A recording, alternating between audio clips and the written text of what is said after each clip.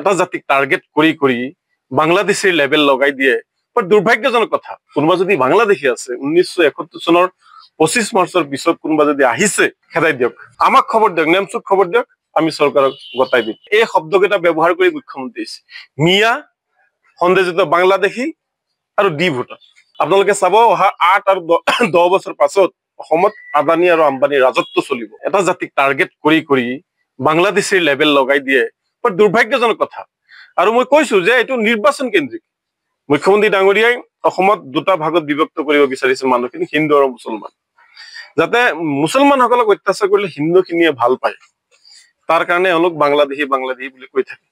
আমিতো কৈছোই কোনোবা যদি বাংলাদেশী আছে 1971 চনৰ 25 মাৰ্চৰ পিছত কোনোবা যদি আহিছে খেদাই দিয়ক, আমাক খবৰ দিয়ক, নেমচুক খবৰ দিয়ক, আমি চৰকাৰক গতাই দিম। কিন্তু কোনোবাই মাৰপিট কৰিব, অত্যাচাৰ কৰিব, ঘৰ ভাঙি দিব, মছজিদ, মাদ্ৰাছা, ঈদগাহ, কবৰস্থান সকলো ভাঙি দিব, এয়া কেনেকৈ চলিছে? এটা অৰাজকতা। এইবোৰ বন্ধ কৰিব লাগে।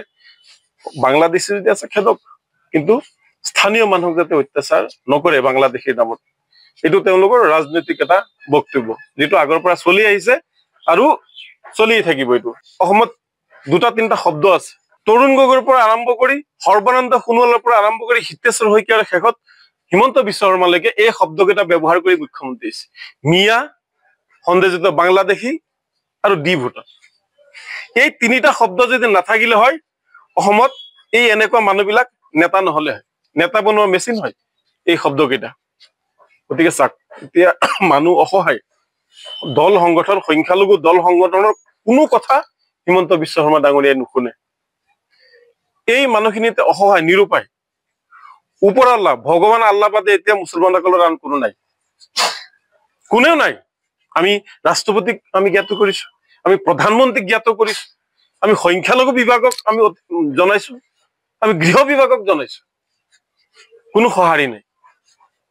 একমাত্ৰ ৰাজনৈতিক স্বাৰ্থত 2026 নিৰ্বাচনী বৈতৰণি পাৰ হোৱাৰ কাৰণে এই উৎসৱটো চলাই আছে। বৰ্তমান অসমত আইন কানুন বোলা এটা বস্তু নাই। অসমত এতিয়া আইন দুটা চলি আছে। এটা হৈছে আমাৰ হিন্দু ভাইসকলক সন্তুষ্ট কৰাৰ কাৰণে আইন, এটা হৈছে মুছলমানসকলক অত্যাচাৰ কৰাৰ কাৰণে আইন।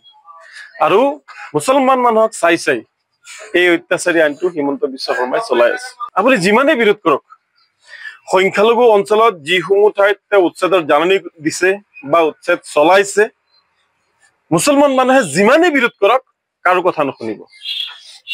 চৰকাৰৰ মুৰব্বী হিচাপে, এজন মুখ্যমন্ত্ৰী হিচাপে তেওঁৰ শুনা দৰকাৰ আছিল। নিৰ্বাচিত চৰকাৰ হয়, ৰাইজে ভোট দি বনোৱা চৰকাৰ। ৰাইজে কিয় বনায়? ৰাইজক সুখত ৰাখিব লাগে, ৰাইজক নিৰাপত্তা দিব লাগে।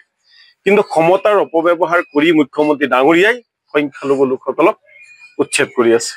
আৰু এই উচ্ছেদ অকল আদানী আম্বানীৰ স্বাৰ্থত কৰি আছে।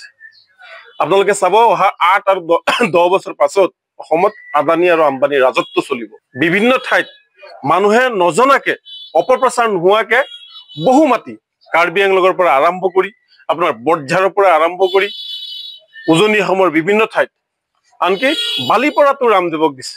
কিছুমান মানুহ নজনাকে বহু হিন্দু মানুহৰ মাটি অধিগ্ৰহণ আৰু উচ্ছেদ কৰি আদানী আম্বানীৰ কাৰণে ইতিমধ্যে সাজু কৰিছে। এই হাঁহি থকা মানুহসকল 10 বছৰ পিছত কিন্তু অনুভৱ কৰিব যে আমি যিটো হাঁহিছিলো এই হাঁহিটো আমাৰ ভুল আছিল। হিমন্ত বিশ্ব শৰ্মা মানৱ জাতিৰ শত্ৰু। আমি ভাবি আছিলো সংখ্যালঘুৰ শত্ৰু নহয়, মানৱ জাতিৰ শত্ৰু। বৰ্তমান মানৱতা নাই, বৰ্তমান অকল দাদাগিৰি চলি আছে।